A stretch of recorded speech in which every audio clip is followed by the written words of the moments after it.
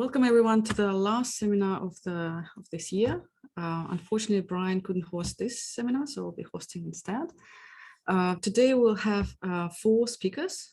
Each of them are PhD students on the job market, so they will be presenting their job market papers. Because we'll have 4 speakers, so each will have 15 minutes for their talk and 5 minutes for questions and further discussion. The seminar is also going to be recorded, so and there will be an informal session afterwards, which is not going to be recorded. So please, anyone is welcome to join that as well at the very end. With that, let me, in the interest of time, let me introduce our first speaker, which is Gleb Gertsman, who is a PhD student at Tilburg University.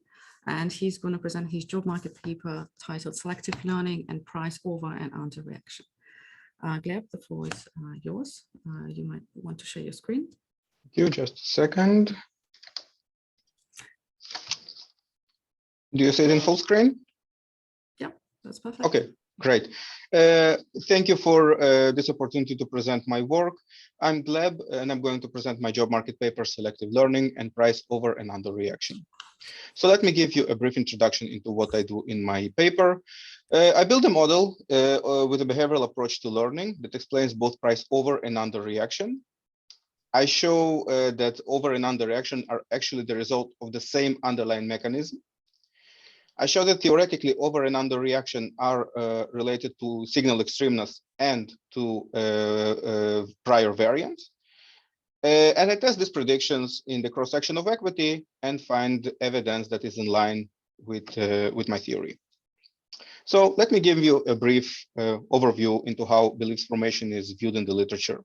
So the bulk of the literature assumes something that is called rational expectation, which is just a name for applying Bayes' law. So basically, agents start with a prior, see a piece of information, apply the Bayesian formula, and generate a posterior. However, when you look at the behavioral literature, they basically take the same approach. They take this Bayes' law and they put some sort of a distortion on top of that. However, the implicit assumption in all of these models, both rational and behavioral, is that agents always update when new information is available. However, when we think about this issue intuitively, we know that we remember some things better than others, even if, strictly speaking, they are all in our information sets.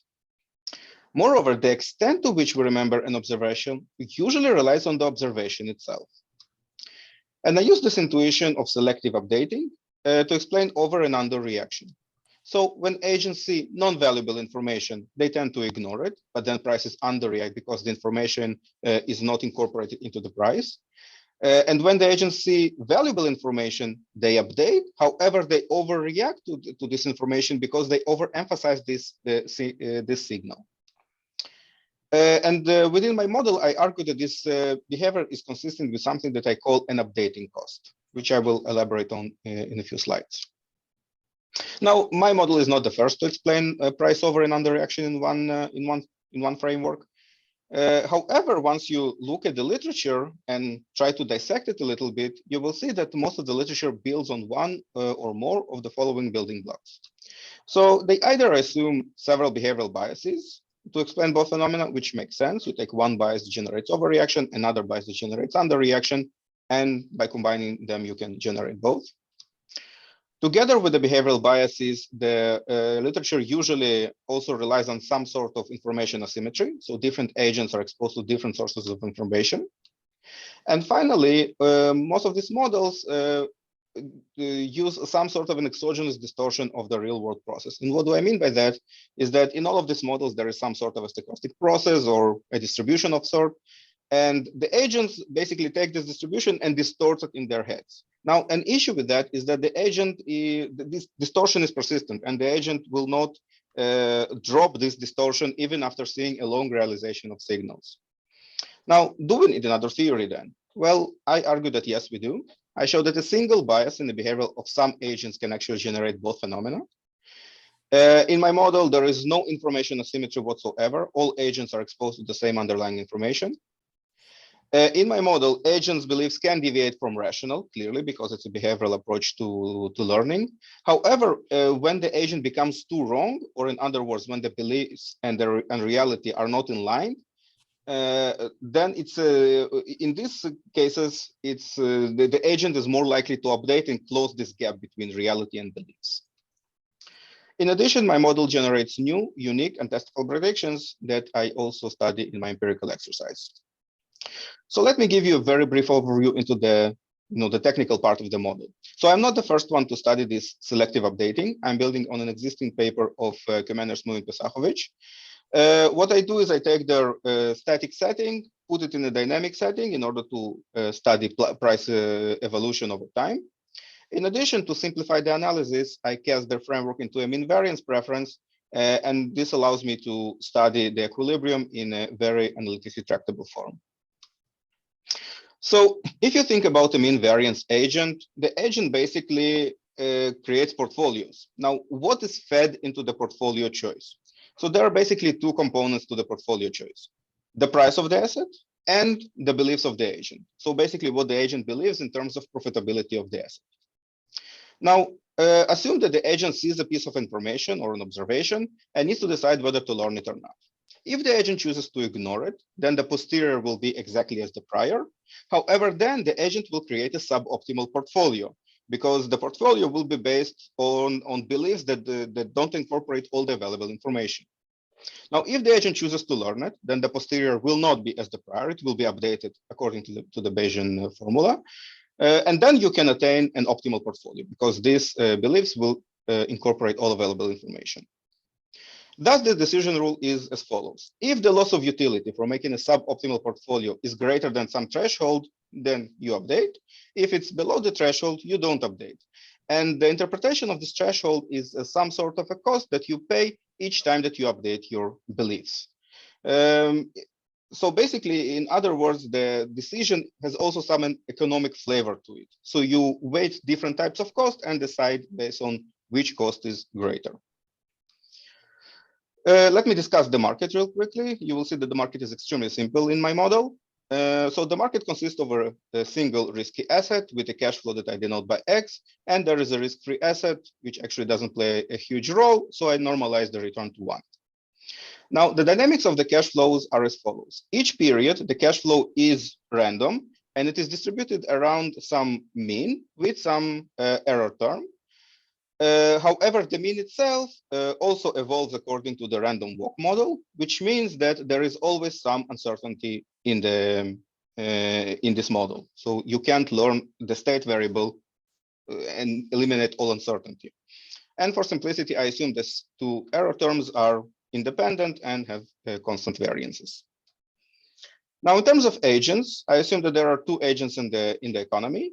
I have a rational agent with a zero cost of incorporating information, and a behavioral agent with a positive cost of incorporating information. Now, both agents don't know this state variable or this time varying mean. However, they form beliefs of the following form. So they assume that this state variable is normally distributed around some agent-specific mean and agent-specific variance of beliefs. Now, in each period, the rational investor incorporates the realization of X into her beliefs and updates beliefs, and the behavioral agent chooses whether to incorporate the realization using the previous decision rule. Now, in equilibrium, this is how the price equation looks like. And you see it is extremely simple. Basically, the price is a weighted average of the mean beliefs of the two agents. Now, a key point here is that the agent that actually perceives a higher variance gets a lower weight in the pricing equation. So, for example, if the behavioral agent perceives a higher variance or a higher uncertainty, most of the pricing will be set by the rational agent. Now, what can be said about this variance level over time? So for the rational investor, it's possible to show that there is a steady state for this variance. So the agent basically converges to a state where uncertainty is fixed. However, for the behavioral investor, it is not the case. There is no steady state, and it actually changes over time. Each time that the agent chooses to update, she resolves some uncertainty, and this uncertainty decreases. However, when the agent chooses to not update, this uncertainty increases because there is a buildup of uncertainty over time. Now, how do I define over and under reaction? So I define the case where the cost is zero for both investors as a rational economy, and the case where the cost is not zero for the behavioral investor as a behavioral economy. And I define the reaction variable as the difference in the absolute change in prices between the two economies in two subsequent periods. And basically, when the change is positive, it means that the change in prices in the behavioral economy is greater than the change in prices in the rational economy. I call this an instance of overreaction. If this variable is negative, I call this instance of an underreaction. So this is the main proposition for underreaction. So if I assume that the mean belief of the two agents is the same, and the rational agent's belief variance is at the steady state, under these conditions, if you observe a realization within some interval, then the behavioral agent chooses to not update, and the price underreacts. What is the idea here? If the realization is within some interval, it means that updating is not very worthwhile for the agent, because the posterior is very close to the prior in terms of the portfolio that you construct under both belief systems. However, then you observe an underreaction because not all information is incorporated into the price. Now, this is the main proposition for overreaction. So the first assumption is the same as before. I assume that the mean belief is the same across the two agents, and the rational agent is at the steady state. Here I have another condition, that the behavioral agent's belief variance is higher than the rational agent's belief variance. Now, this is actually more than just an assumption. It is a consequence of the model. And the idea here is that since the behavioral agent disregards some information, on average, she always faces a higher uncertainty than a rational agent, because the rational agent incorporates all available information. Now, under these conditions, if you observe a realization outside of the interval, then the behavioral agent chooses to update and prices overreact. Why does the behavioral agent chooses to update? Because then if the realization is outside of the interval, or in other words, the realization is extreme, then ignoring this observation will entail a high cost in terms of inefficient portfolios. But why do we observe an overreaction? This is actually related to this third condition. Since the agent has a higher uncertainty than a rational agent, then she puts a lower weight on her prior and a higher weight on this piece of information, which generates an overreaction to this piece of information. Now, in addition, I relate over and under reaction to the uncertainty that the behavioral agent faces. So first, higher uncertainty increases the probability of updating, because the agent is more susceptible to new information. Next, if I assume that all the conditions for underreaction hold, then if we increase the variance, the uncertainty that the agent faces, it leads to a weaker underreaction. And this is because the weight of the behavioral agent in the pricing equation becomes actually smaller. Alternatively, if all the conditions for overreaction hold, then if the belief variance becomes higher, it leads to a stronger overreaction. And this is due to this Bayesian formula. You put an even lower weight on your prior and an even higher weight on the piece of information. So to sum up the predictions of my model, overreaction is stronger when the signal is in extreme, and overreaction is stronger when the behavioral agent faces a higher uncertainty, and vice versa for underreaction. Now, the next step is how to identify over and underreaction empirically. So here I build on a very big body of literature on momentum and reversal. So there is a standing hypothesis that momentum is generated by price underreaction, while reversal is generated by price overreaction.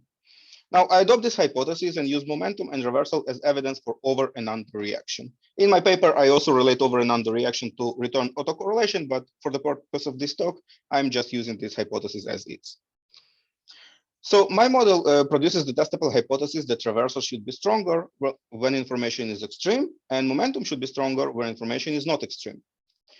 Actually, for momentum, there is already some evidence in the literature. There is an RFS paper by Gurun and Varachka, and they basically show that if the return over which you create your momentum portfolios was generated by a flow of small increments rather than few big price jumps, then it creates a stronger momentum, or from the perspective of my model, it creates a stronger underreaction. However, their paper doesn't touch the issue of reversal at all. Well, most probably because they didn't have a structural model, and that's where my paper fits in. So I take their methodology and I apply it to the study of long-term reversal as well. So these are my results. So basically, I create winner minus loser portfolios, and I hold them each time for 6 months, starting from today, which is the first column, starting 6 months from now, and starting 1 year from now. This way, I'm able to capture short-term momentum, and long-term reversal. You can see that over short periods, all the statistically significant returns are positive, i.e. I am able to capture momentum. And over longer periods, all the statistically significant returns are negative, or in other words, I'm able to capture reversal. However, you see that all the differences between these extremeness measures are negative, which means that if the extremeness becomes bigger, momentum becomes weaker and reversal becomes stronger, which is exactly in line with my model. My second prediction is, Gleb, sorry to interrupt. You've got 1 minute left, so if you don't mind. Okay, I will. Thank you.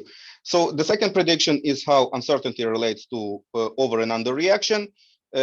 In order to measure uncertainty, I proxy it with the dispersion in analyst forecast from the IBIS dataset.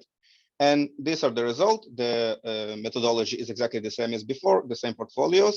And you can see that for a higher uncertainty measure, a higher forecast dispersion quintile, momentum becomes weaker, exactly as my model predicts. I don't find any evidence for reversal at all in the sample. So for reversal, I don't find evidence that goes in line with my model, but there is no actually evidence for reversal at all. So I will skip the conclusion for the lack of time. Thank you. Thank you, Gleb, for your talk. We can take a minute for questions if there are any. You can write them in the chat, or you can raise your hand. Maybe I have a question. Sure. If that's okay. Yeah, certainly. Is it easy to assume that your threshold will be a function of some observables other than being constant? It makes sense that people would probably pay more attention during extreme times or high volatility risk times. So that's question number one. Can you easily extend it? Because that constant threshold seems to be limited. And I'm a little bit puzzled if both agents would agree on the variance, but they wildly disagree on the expected returns. What happens in that model? So for the first question, whether I can relate it to other observables, I don't think it will be easy because volatility already goes into the model in the structure of the stochastic process. I am not sure what will happen. Also, the issue is that once you try to introduce some heterogeneity in this threshold parameter, then actually the model becomes very complicated to solve. Even when you have heterogeneity between three agents, it's already becoming a bit more of an issue. But I think, yes, it is indeed a valid point that this threshold probably is not fixed over time. Most probably it also changes, when people switch from trading using hunches and heuristics to trading algorithmically or things like that. But yes, it's a valid point. It's not easy to incorporate into the model as of now. Now, sorry, can you remind me your second question? We're running out of time, so let's perhaps go on. Okay, sure. Thank you. If you don't mind. So our second speaker is Kristy Jansen, who is also a PhD student at Tilburg University. And she'll be talking about long-term investors, demand shifts, and yields. Kristy, the floor is yours. Perfect. All right, so thank you very much for giving me the opportunity to present my job market paper during this webinar. Oh, I didn't mean to. Perfect. So I'm going to present my job market paper, long-term investors, demand shift, and yields. So the question that I ask in this paper is what drives inelastic bond demand and how does it affect bond yields? And this is a key question that we are focused on now a lot in asset pricing, where we try to simultaneously understand demand and quantities, but it's also very relevant for governments and corporations because it has direct implications for their cost of borrowing, as well as for central banks, because it sheds light on how quantitative easing programs are absorbed by financial markets. Now, if we just go back to the very basics, then a frictionless CAPM world would tell us that demand should not affect prices, or in other words, investors are fully elastic. However, previous papers have already shown that this is very far from reality. So investors do not seem to be elastic and are actually inelastic. Now, what we miss in this literature often is very detailed data on the underlying quantities. And why is that important? Because with quantities, we can actually dig a bit deeper and understanding this relationship between demand and prices better. Like, first of all, quantities allow us to understand why is demand inelastic in the first place? And second, what's really the mechanism through which this demand affects bond yields? So in this paper, I aim to make progress in answering these questions. And in particular, I'm going to focus on the role of long-term investors, so pension funds and insurance companies, in the government bond market. Now, the reason to focus on long-term investors in government bond markets is that these investors hold a large share of government bond debt. And therefore, it's natural to ask what drives their demand and how does it matter for bond yields? So in particular, I'm going to look at one specific aspect of inelastic demand, namely the role of regulation in demand for long-term assets. And my identification comes from a regulatory reform that affected the way in which pension funds and insurers discount their liabilities. And I get back to that reform in a couple of slides. Then I'm going to estimate the effect of the aggregate demand shift resulting from regulation on yields. And in particular, I'm going to shed more light on the mechanism behind the price effect by showing how different investor types absorb demand shocks. Or in other words, I'm going to estimate their price elasticities of demand. So just very briefly where my paper fits within the literature. So traditional approaches to think about how yields are determined are either the affine term structure models, like the one-factor Vasicek model, or the consumption-based models, like the rare disaster or habit models. Now, a third strand of literature got more attention recently, and it's called the preferred habitat or demand models, that really acknowledge this idea that demand for certain investors can have implications for the yields. And my paper really fits within the empirical papers that are testing the predictions of these type of models.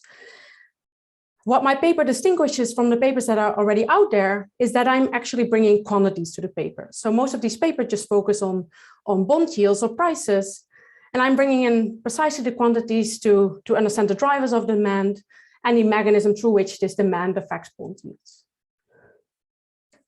So let me take a step back and explain a bit better the setting that I focus on. So I focus on the Dutch pension and insurance sector for three main reasons. So first of all, because I have access to very detailed data on their bond holdings, as well as derivative positions and their liabilities. And data on all these three sources at the same time is typically scarce. Like, for instance, pension funds in the US don't mandatorily report to the Fed, so there we lack detailed data on assets and liabilities. Now, moreover, even though the country is small, the pension and insurance sector is large. So the pension sector alone already covers 58% of the pension assets in the euro area. Now, third, and most importantly, my setting allows to exploit a regulatory reform that allows for clean identification of demand shifts, as well as its effect on bond yields. So let me explain the regulatory reform in a bit more detail.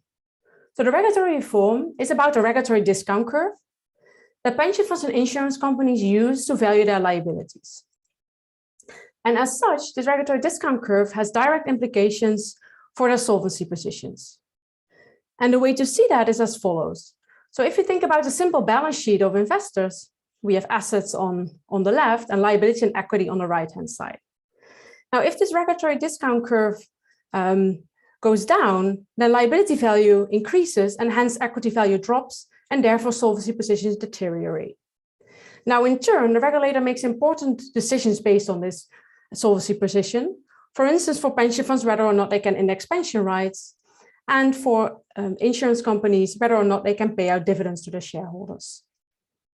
Now, prior to mid-2012, the regulatory discount curve was entirely based on risk-free market interest rates, so reflected here by the red line.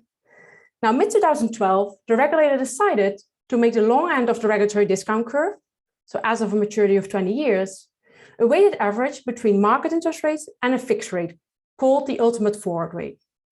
Now, this ultimate forward rate was set at 4.2%, even though actual market interest rates were only around 2.5%. So the first effect of this reform was a reduction in liability values because now investors could discount their liabilities against the green dashed line. And that therefore improved their solvency positions. Now, the second effect is that the liabilities become less sensitive to changes in long-term interest rates because of the convergence of the regulatory discount curve to a stable level. And this is reflected by the black dotted line. So parallel shifts in interest rates are not entirely reflected under the new curve. The third effect is that the liabilities become actually more sensitive to the 20-year interest rate because this weighted average became very specifically a weighted average between the 20-year interest rate and the fixed rate. So if you would just have a local shock to the 20-year interest rate, just for illustrative purposes, then all interest rates beyond the maturity of 20 years are affected under the new regulatory discount curve, reflected here by the black dotted line. Now, why would such a reform affect demand for long-dated assets? Now, in the paper, I show via a partial equilibrium model where I assume long-term investors to have mean variance preferences over assets minus liabilities, and assuming that these pension funds and insurance companies care about volatility in their regulatory capital, precisely because the regulator makes important decisions based on that regulatory capital. Now, solving that model due to, of course, the interest of time, I don't have time to show it here, but let me just mention to you the model predictions and the intuition behind it. So what the model will predict is that pension funds and insurance companies should actually reduce their very long-term bond holdings, but increase their holdings towards the maturity of 20 years, precisely because of the incentive to hedge the regulatory discount curve. And this effect should be particularly strong for those long-term investors that have their liabilities in the very far future, so with long liability durations. Furthermore, the model also shows that pension funds and insurance companies close to their solvency constraint should react more strongly to this reform. Now, let me just briefly go through the data that I use for the analysis. So I focus on security holdings data from the Dutch Central Bank that contains bond positions of all pension funds and insurance companies in the Netherlands. I connect that to the CCB database that contains all kinds of market information on these bonds, as well as to the supervision databases from which I get solvency positions and information on the liabilities. Now, the first prediction of the model is that pension funds and insurance companies with long liability duration decrease their long-term holdings to a larger extent, but increase the holdings towards bonds with a maturity close to 20 years. To test that hypothesis, I regress for a given pension fund or insurance company I, their holdings, bond holdings within a certain maturity bucket on a dummy that indicates when this reform was implemented, as well as this dummy interacted with the liability duration just prior to the regulatory reform. And of course, I control for all types of other pension and insurance characteristics like sizes and funding ratios. Now, consistent with the model prediction, I find that pension funds and insurance companies with long liability durations decrease their long-term bond holdings to the largest extent, but increase their holdings towards the bond with maturities close to 20 years. Now, the aggregate buying and selling of maturities was substantial. So the total decline in 30-year bond holdings was 30% compared to pre-reform levels, whereas the increase in the 20-year bond holdings was close to 25% compared to pre-reform levels. Now, to put that into perspective, if you just look at the Dutch 30-year government bond outstanding, the longest government bond outstanding in the Netherlands, they sold in the aggregate 20% of that amount outstanding. Now, the second prediction of the model is that constrained investors reacted more strongly to this reform. Now, in order to test that, I do a triple difference in difference, whereby I also interact with the inverse of the regulatory funding ratio just prior to the reform. And the higher the inverse of the regulatory funding ratio, the more constrained these investors are. And indeed, what I find using this triple interaction is that long-term investors that are more constrained reduce their long-term bond holdings to a larger extent, but increase their holdings towards a maturity of 20 years also by a larger extent. And of course, in the paper, I have all kinds of robustness checks to make sure that this differences in slopes is actually robust. Now, of course, pension funds and insurance companies do not only hedge using bonds, they also use derivatives. Unfortunately, very detailed data on their derivatives and in particular swap positions became only available after the EMIR regulation in 2016. However, I can still use that data to test the model predictions beyond the regulatory reform, because the model would still predict that long-term investors have an incentive to be particularly exposed to the 20-year interest rate, and that this effect should be stronger for constrained investors. So what I do is for different maturity buckets, I compute the aggregate exposure towards that interest rate, so adding both bond positions and the net swap positions. And indeed, we see a disproportionately large exposure to the 20-year interest rate. And this pattern is even more profound when we combine, when we just look at constrained pension funds and insurance companies. Now, in the second part of the paper, I ask, what is really the effect of this rebalancing on bond yields? And in order to answer that question, I'm going to compute the aggregate price elasticity of demand. So I already quantified the change in quantities. So having the price elasticity of demand then allow me to compute the pricing effects. And in order to do that, I'm going to estimate the demand curves of the other investor types in the market that have to absorb demand shocks caused by the Dutch pension and insurance sector. So therefore, I also use data on banks, mutual funds, as well as pension funds and insurance companies outside of the Netherlands, among others, to estimate their demand curves. And the plot below essentially shows the distribution of the different investor types over various maturity buckets. And we see here in green and yellow, we have the pension funds and the insurance companies, the Dutch ones. And as I mentioned in the beginning, they're indeed holding a large share of the debt, but also a substantial share is held by other pension funds and insurance companies, as well as banks. Now, in order to estimate the demand curves, I follow the demand-based asset pricing approach from Koyen and Yogo, essentially regressing the notional amount of bond holdings on yields as well as characteristics. And they show in their paper that you can get through this demand curves if you just assume that investors have mean variance preferences and the returns and factor loadings are fine in a set of characteristics. Now, of course, we cannot simply regress yields on quantities, so therefore we need an instrument for yields. And the instrument that I'm going to use is precisely this regulatory reform, because the regulatory reform was unanticipated, and in particular, it was unclear to investors ex ante how different maturities were affected.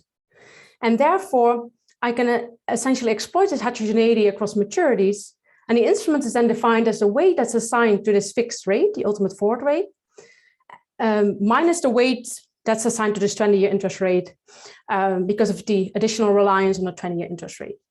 So table 3 then shows the instrument and precisely exploits this heterogeneity in demand shifts that I showed earlier. Now, in the paper, I show that this instrument is a strong instrument. And let me then jump, because of the interest of time, directly into the price elasticities of demand that I estimate. So for all these sectors that I showed before in the graph, I estimate their price elasticities of demand. And because of market clearing conditions, we need to compute the aggregate price elasticity of demand to back out the price effect. And I find an aggregate price elasticity of demand equal to around 4. And this means, for instance, if we look at the 30-year Dutch government bond outstanding, investors sold 20% of that bond outstanding. And this means by using these price elasticities of demand, an increase in the 30-year yield of 16 basis points. Now, why it's interesting to compute all these price elasticities of demand is that we can think of how the yield effects would be if the debt was held by different types of investors. So these findings shows that banks were most price elastic, meaning that if banks are primarily holding the Dutch debt next to the Dutch long-term investors, then yield effects should be small. Whereas if it would be primarily pension funds and insurance companies outside of the Netherlands that are very price inelastic, then yield effects should be much larger before they actually jump in and react. Now, consistent with this idea that banks are most price elastic, what I find after the reform is that once pension funds and insurance companies after the reform were tilting towards the 20-year bonds and moved out of the 30-year ones, banks were actually the ones moving into the 30-year bonds and out of the 20-year ones. So this really shows that banks, and to a lesser extent the foreign sector, were on the other side of pension and insurance trades. So let me conclude. So in my paper, I provide new facts on the drivers of demand for bonds with very specific maturity. I namely show the importance of the role of the regulatory discount curve of long-term investors, And I show that their demand has large implications for bond yields. And then in particular, the banking sector absorbs demand shocks by these long-term investors.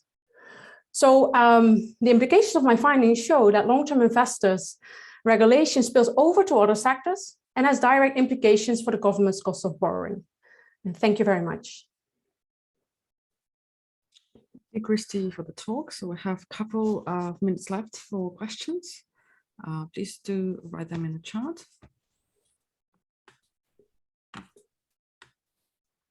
I don't want to be asking questions, but do you mind? You focus on the demand side.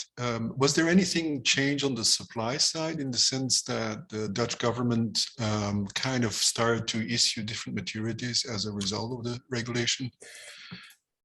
Yeah, so that's a very good point. And in fact, I don't find any difference in the issuance of different maturities. So, well, if you really want to understand why they are not reacting, that probably requires actually modeling like the objective of a government. But I've been talking to the treasurer, and in fact, the treasurer aims to have a very liquid term structure, so issue liquid maturities. And the Dutch debt is fairly small. And in order to maintain that liquidity, they don't have a lot of room to change the structure of their maturities. So that's, in fact, what I got back from them and talking about this. Yeah. Sure. Thanks. Right. Thanks, Kristy. Let's move to our next speaker, who's Chukwuma, who's a PhD student at the University of Frankfurt School of Finance and Management. And he will be talking about should retail investors listen to social media analysts and present some text-implied evidence from text-implied beliefs. Chukwuma, the floor is yours. Thank you very much. Can you hear me clearly? Okay. So thanks for inviting me to present my job market paper titled Should Retail Investors Listen to Social Media Analysts? Evidence from Text-Implied Beliefs. And in terms of motivation, we know that social networks shape individuals' expectations and actions. However, recent developments suggest that social media is intensifying the role of networks in people's investment beliefs and actions. And this is as a result of the fact that individuals now increasingly rely on social media and peers for information. For example, recent retail trading spot via social media accounted for about 23% of the US equity trading between January and February 2021, showing the importance of this group of investors. Specifically for my paper, two important features of investment social media is the fact that in recent times, there has been this emergence of a new group of information intermediaries, which I call social media analysts. These are individual investors, mainly non-professionals, who write stock-specific investment analysis articles posted on social media platforms that in turn shapes the views and actions of other investors. What you see in the picture on the right is how the number of unique social media analysts has grown over time per year in a specific social media platform, the Seeking Alpha platform, which I use in my paper. Now, another important feature of investment social media, which matters for my paper, is that on social media, individuals generally operate in information silos or echo chambers, meaning that they tend not to follow the average opinion, but rather follow the views of a narrow set of persons with whom they are connected or share similar characteristics. As a result, if we want to have a good understanding of the relevance of social media for investment decisions or financial markets in general, it is not sufficient to look at whether the average opinions on social media, for example, predict returns or cash flow. We need to look within the cross-section to understand actually how skill is distributed amongst those influencers whose views many other investors follow. Now, despite these developments and these features of investment social media, we still know very little about the distribution of skill amongst these social media analysts or influencers whose views other investors follow. As a result, my paper investigates for the first time how widespread the ability to form correct beliefs about future individual stock returns is amongst these social media analysts. Furthermore, I investigate how these influencers form their beliefs about individual stock returns that they in turn impart on other investors. Now, my approach to answering these questions is that I use supervised machine learning to infer the beliefs of these social media analysts about individual stock returns from the textual data of their opinions posted on social media.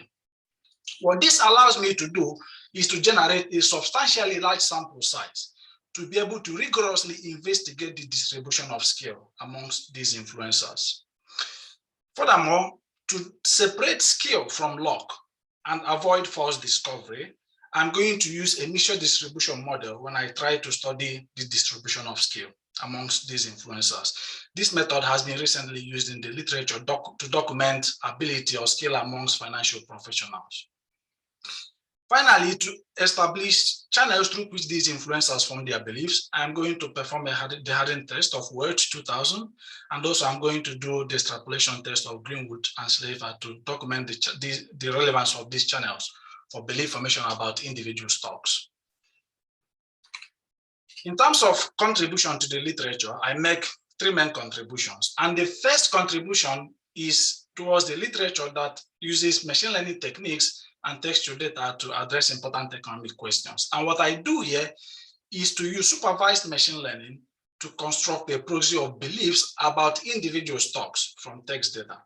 And by doing this, I specifically respond to the recent call in the literature to actually apply machine learning techniques to construct processes of beliefs from text data to improve upon the limitations of survey data. An example of such call in the literature is the recent survey paper on the future of asset pricing by Bronnemeyer et al. In the RFS. I specifically respond to that call. Secondly, I respond to the literature. I contribute to the literature on the relevance of social media for financial markets. This literature generally focuses on the informativeness of average opinions on social media. However, like I said, individuals generally operate in information silos. They don't tend to follow the average opinion. As a result, to understand the relevance of social media for financial markets, it is not sufficient. It is not sufficient to look at whether the average opinion, for example, predicts returns or cash flow. In my case, I am going to study the distribution of scale amongst those influencers that shape the views and actions of other individual investors. Finally, I contribute to the literature on belief formation. This literature generally uses survey data to study how people form beliefs about aggregate outcomes like the equity risk premium, for example, even though we know that most individual investors don't even hold the aggregate market portfolio. In contrast, I document how people form beliefs about those individual stocks that they actually invest in. In my case, the social media analysts that I'm studying are many individual investors, and they also disclose their holdings of those stocks that they write about on the Seeking Alpha platform. So I contribute to the literature on belief formation, focusing on individual investors' beliefs about individual stocks. Now, to the data, I developed a web scraping algorithm to retrieve all the analysis articles written by these social media analysts posted on the Seeking Alpha platform, and the belief statements were available. Now, Seeking Alpha is a popular investment social media platform that is very popular amongst individual investors. For example, about 20 million people use the platform per month. And the unique thing about the platform is that anyone can post a detailed investment analysis article. This is different from the kind of posts that people put in places like stock tweets or Reddit. Here you have to write an analysis article that clearly reflects an investment signal, subject to editorial review though. And the incentives of these social media analysts or influencers to write these articles is that they get monetary compensation from Seeking Alpha. They also want to build reputation and followership on social media because some of them have independent investment blogs that they also want to drive traffic towards to. And some of them also want to generate feedback from peers for their investment ideas. So overall, these incentives suggest that these influencers, if they want to build good reputation and followership, they have to consistently provide good signals that people find helpful, so is that they continue to follow these people over time. So there's an incentive to generate reasonable signal for these influencers. I retrieve all these articles. Some of them, majority of them do not include an explicit belief statement about the stock in question being written about. And these beliefs are typically very bullish or bullish, neutral, very bearish, or bearish. Now, what I'm going to do, as I will show you shortly, is to use machine learning to train a model using this relatively smaller subset of articles that includes an explicit belief.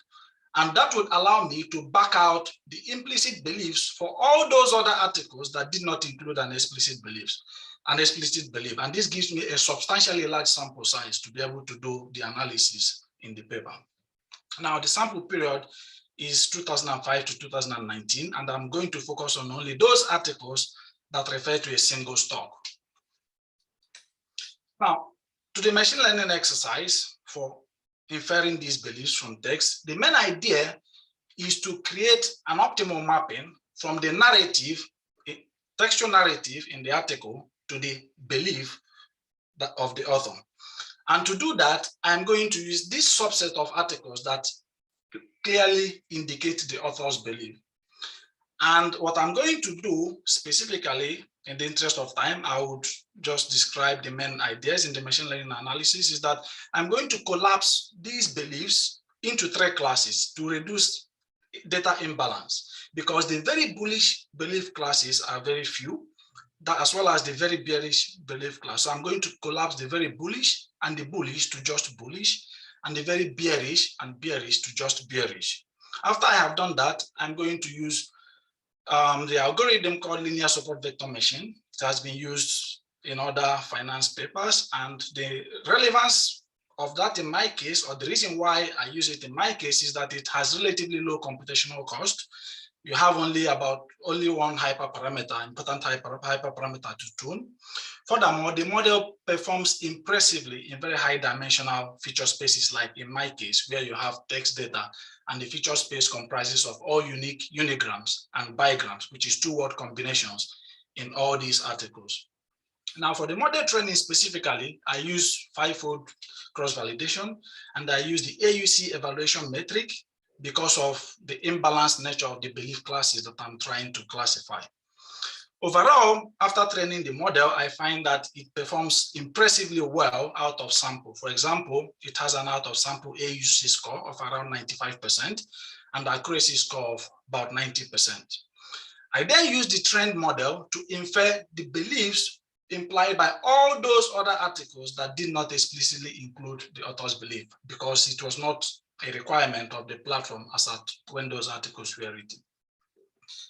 To sort of provide an intuitive result, show that the model is doing something intuitive, resembling what an individual would have done if they were to read those articles and sort of classify the author's belief. What you see in this picture is the weights the model assigns to different word combinations, unigrams and bigrams, to classify bullish beliefs. I just showed the result for the bullish belief here in the interest of time. And what you see is that words that you would expect to be associated with bullish beliefs, the model assigns a positive weight to those words, and what you would expect to be associated with bearish beliefs, the model assigns negative weights. For example, words like undervalue, bullish, opportunity, upside reflect bullish belief, and words such as short opportunity, take profit, overvalue tend not to be associated with bullish beliefs. They have negative weights. Now, having described how the machine learning algorithm works and that it's very reasonable, I now summarize the main results of the paper.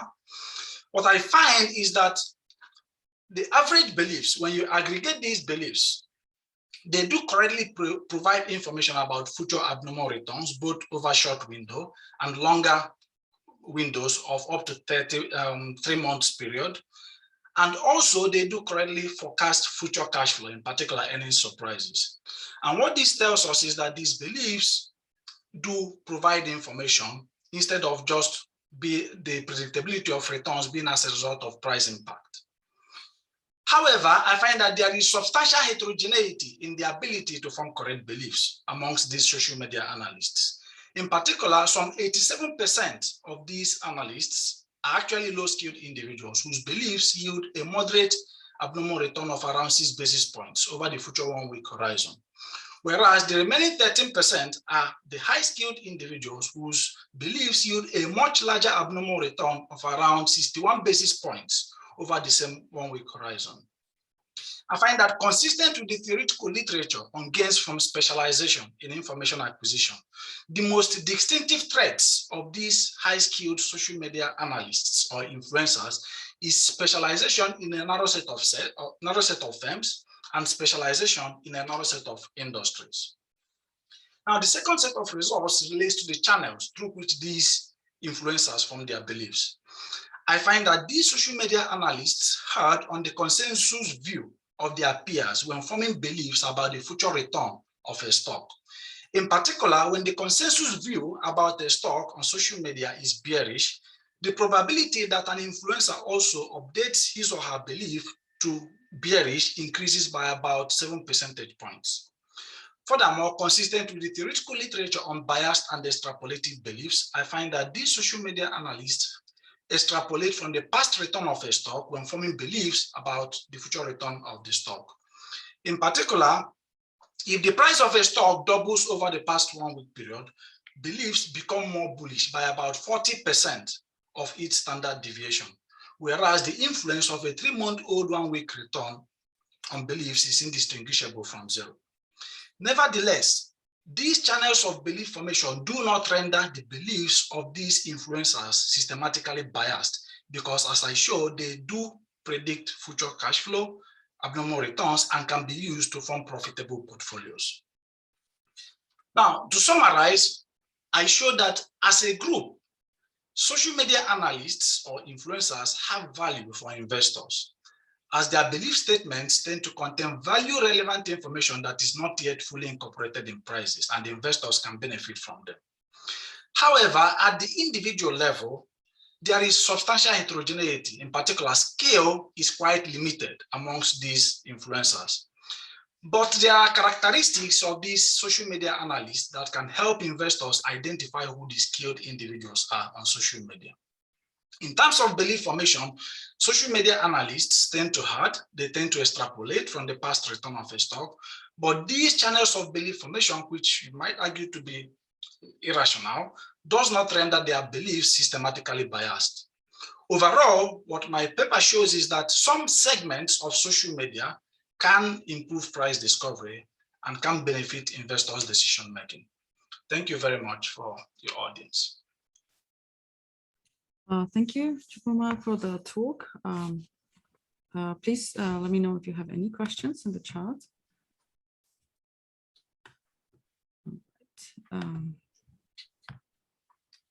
So I cannot see anything.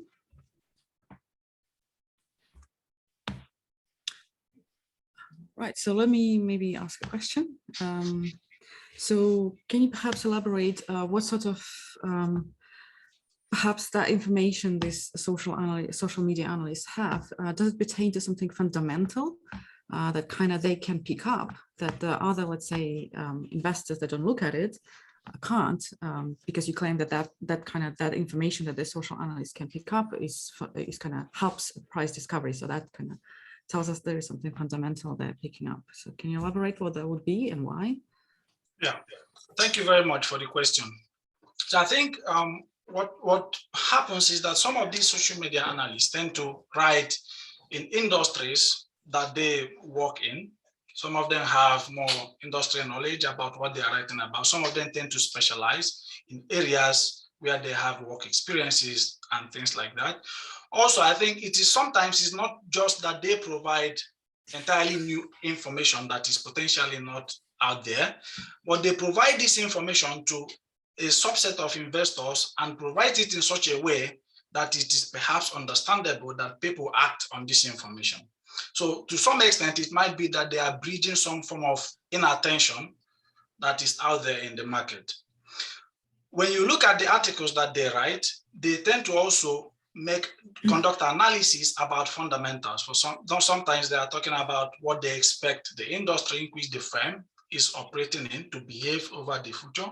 They are talking about cash flow. They are talking about sales, revenue, and things like that. So it is both things. It is both information about the industry knowledge and also information about fundamentals that they learn from, for example, analyzing firm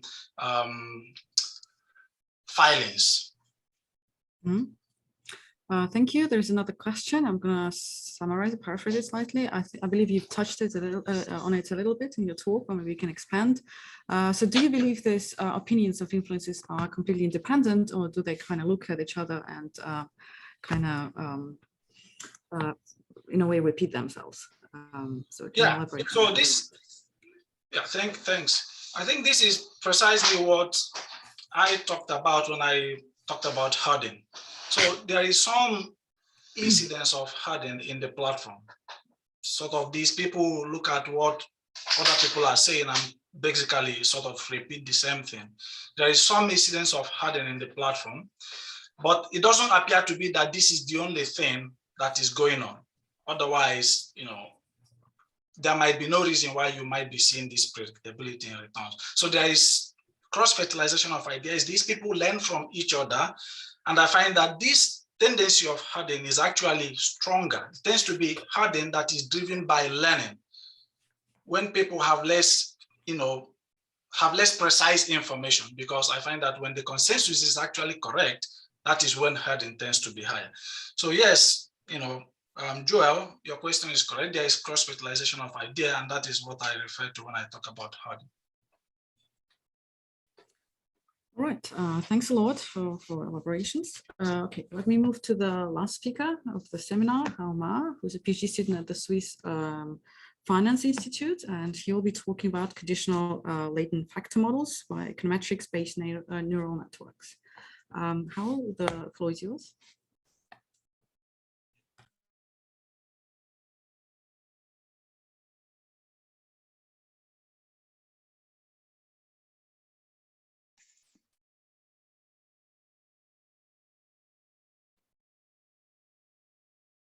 Thank you very much. Thank you for having me here, and thank you everyone for attending our seminar today. Firstly, apologies for the jargons in the title, but basically what I want to see is that this paper studies some asset pricing models by combining econometrics with neural networks. So I will try to make it as simple as possible so that everybody can easily understand. So what is about this paper? Okay, so I'm trying to combine econometrics with machine learning to solve some big data problems in empirical asset pricing.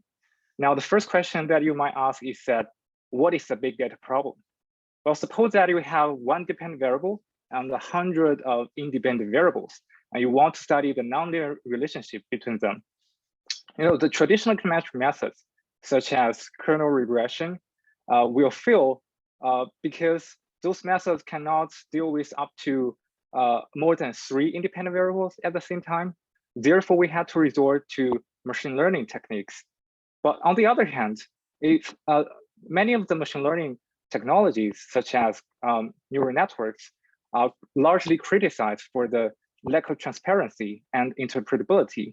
So therefore, if we want to have some kind of economically meaningful analysis on our model, then it's better that we combine econometrics with machine learning. So what's special about this paper? Well, if you look at the literature, the machine learning applications in asset pricing, then most of the papers are trying to build machine learning into a financial or econometric structures. And this paper tries to do the opposite. So I'm trying to build financial and econometric structures into a broader framework of artificial neural network. And here's a general overview of the literature here.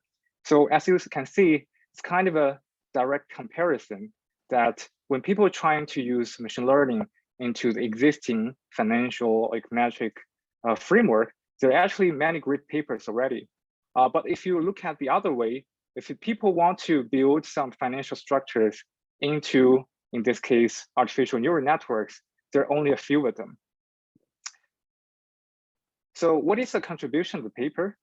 Well, this paper shows that existing financial and econometric theories can be directly integrated into a broader framework of neural networks to achieve unprecedented advantages. For example, you can solve big data issues because you can have the help from the neural networks. You can also keep some economic explanation. This is where econometrics play a role. you can also have faster estimation speed compared with pure neural network method, because you have some kind of a econometric constraint that can narrow down the scope that the algorithm tries to search in. And also in the last, you have also better performance compared with pure neural network or pure econometric method, because you can actually combine the advantages from both sides and have a actually better performance. Empirically, I conduct my analysis with this conditional latent factor models as my asset pricing model on the US stock market with individual stocks, 95 characteristics. So I have two major findings. One is that the time variant betas are highly nonlinear in the characteristics. The other is that I find that two factors can already explain 95% of the total variation in the factor space. Well, if you look at them specifically, first factor looks like market plus turnover factor, accounting for 80% of total variation. Second factor looks more like volatility plus momentum and explaining another 50% additional variation. So to understand how I really build my econometrics into the neural network structure, I kindly ask you to imagine a team composed of an asset pricer, econometrician, and machine learner. And here's how they work together. Well, the asset pricer proposes the asset pricing model. In my job market paper, it's a conditional latent factor models. You see that on the left-hand side, you have the individual access return. On the left-hand side, we assume that we have some time variant betas and some unobservable factors. So why this setup? For the time variant betas, just think of Amazon. Well, it started its business as some online shopping website, and now has also become the largest cloud computing service provider. So there is actually no good reason to believe that risk exposures keep constant over time for such a company. Well, on the other hand, if you check the factors, there are actually hundreds of observable factors out there, and we can even call them dual factors. So if you want to choose the right factors, it's gonna be very hard. So to avoid this kind of misspecification issue, here I just assume that the factors are not observable as well, and we have to estimate it. So what are the targets here? Well, the first target is that since both betas and factors are not observable, we had to disentangle one from the other. That's the first one. The second one, asset prices also want the betas to be a nonlinear function of many characteristics, because there's just no good series to suggest that the betas have a kind of specific functional form on the characteristics. So here is where the big data problem occurs. And thirdly, the asset price also wants the factors to be constructible portfolio returns so that people can treat them. So here is actually the requirement for the economic explanation. And so far, there are actually few papers that have achieved all of the three goals. Let's come to the econometrician. Well, the econometrician gives necessary constraints to study the model. For the betas, we can assume that it's a general function of characteristics. So this is what condition 1 states, that BIT is a function of characteristics, where B0 means the true function.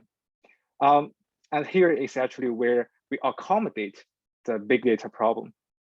And secondly, in the second condition, basically I'm seeing that the characteristics and the error terms are cross-sectionally independent.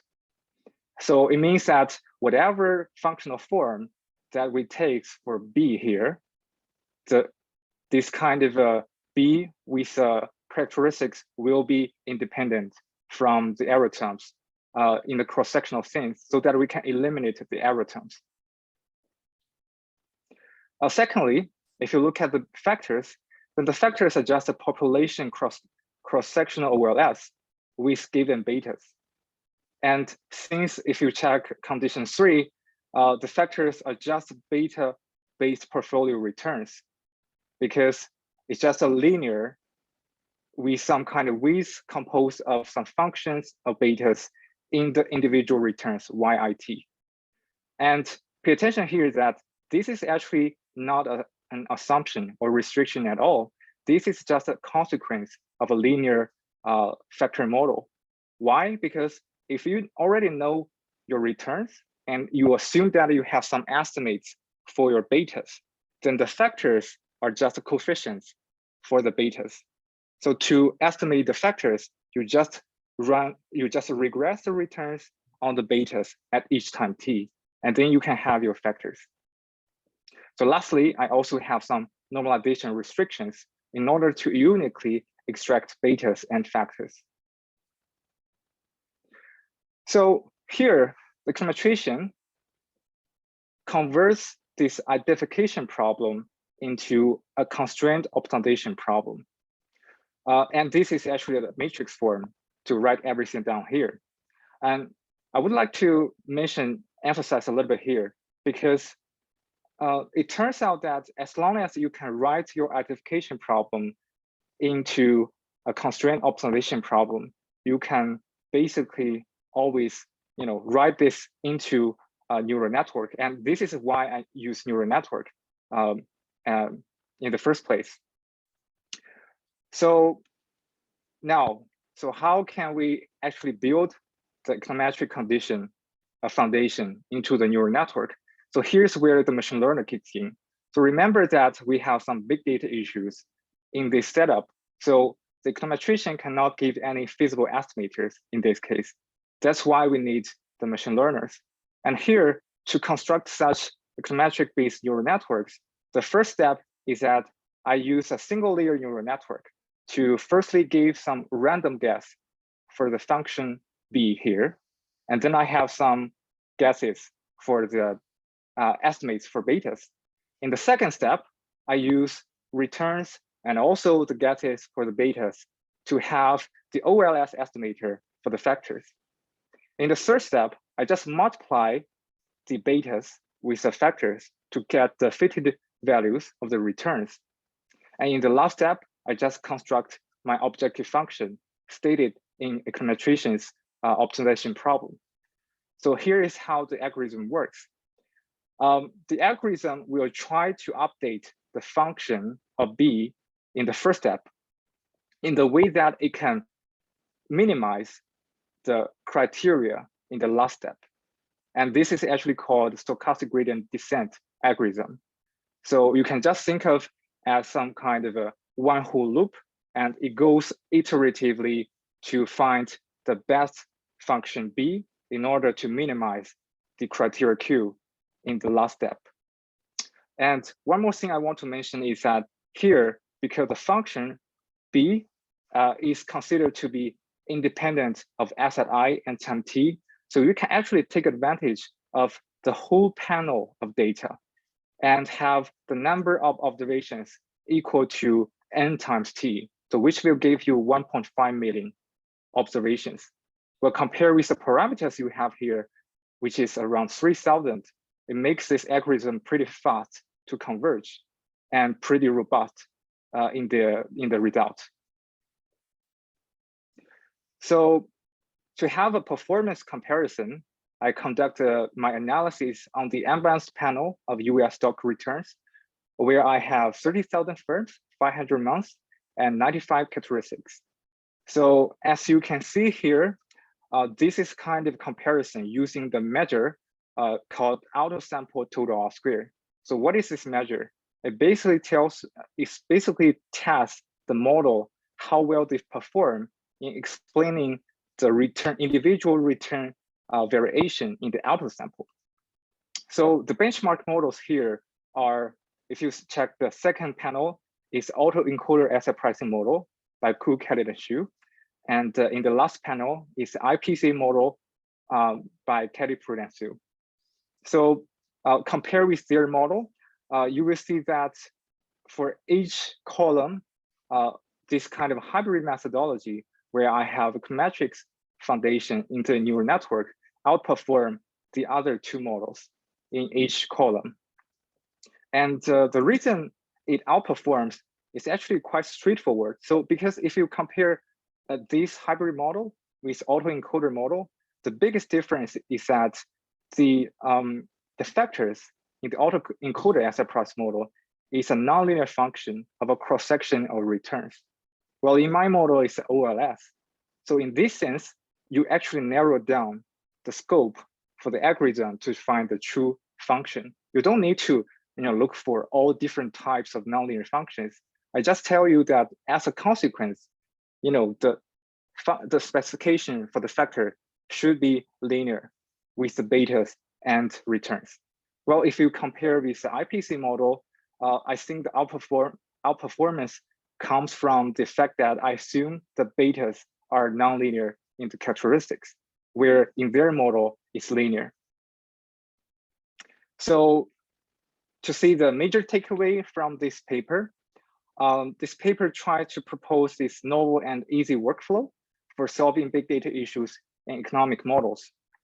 So the series will propose a model and state the functions of interest, let's call it theta. And the econometricians can write the identification problem down as an optimization problem that can identify the function theta. And thirdly, the empiricists or the machine learners build the econometrics-based neural network to estimate the theta. So to some extent, I believe that this can be extended to other series of models as long as you can write them down as an optimization problem. And lastly, we see that the advantages come from different components through some kind of clear comparison. Firstly, the neural network helps us solve the big data problem. The econometric constraint or structure gives economic explanation. In this case, it's a treatability of the factors. And thirdly, econometric foundation also improves estimation speed, also because it provides a more deterministic way of describing the factors, so the OLS factor. And lastly, if you combine neural network and econometrics, it will bring better performance. And thank you very much. Thank you, Hao, for your talk. Please let us know if you have any questions by writing them in the chat.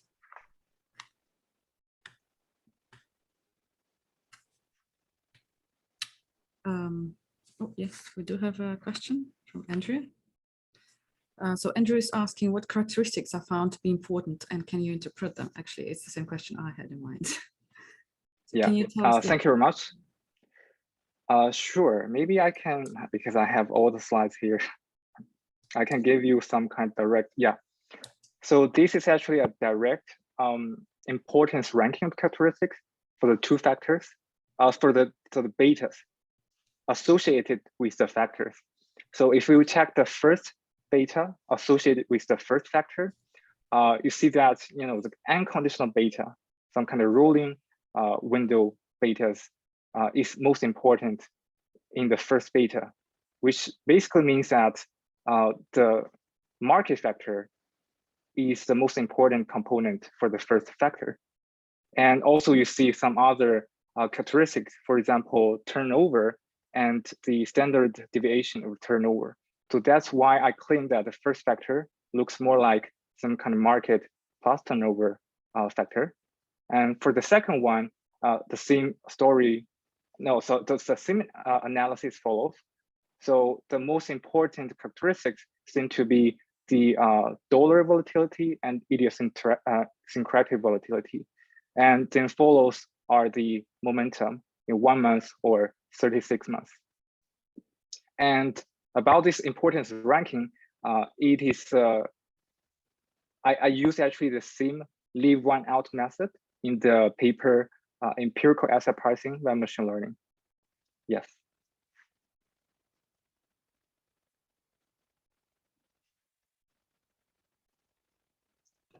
Thank you for elaborating. Are there any other questions?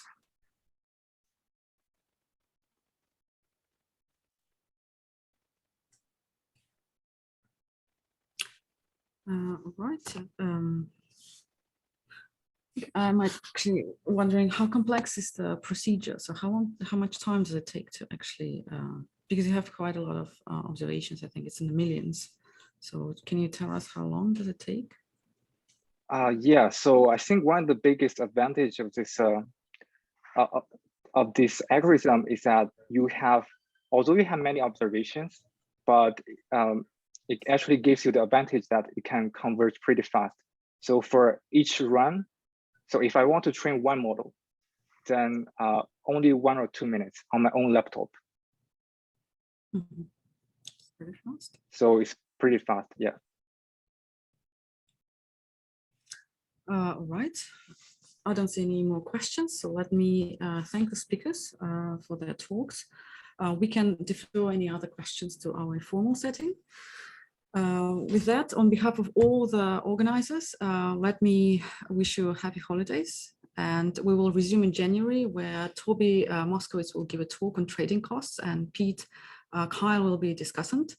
The date is not determined yet, but it will be announced shortly. With that, let me conclude the seminar and stop the recording.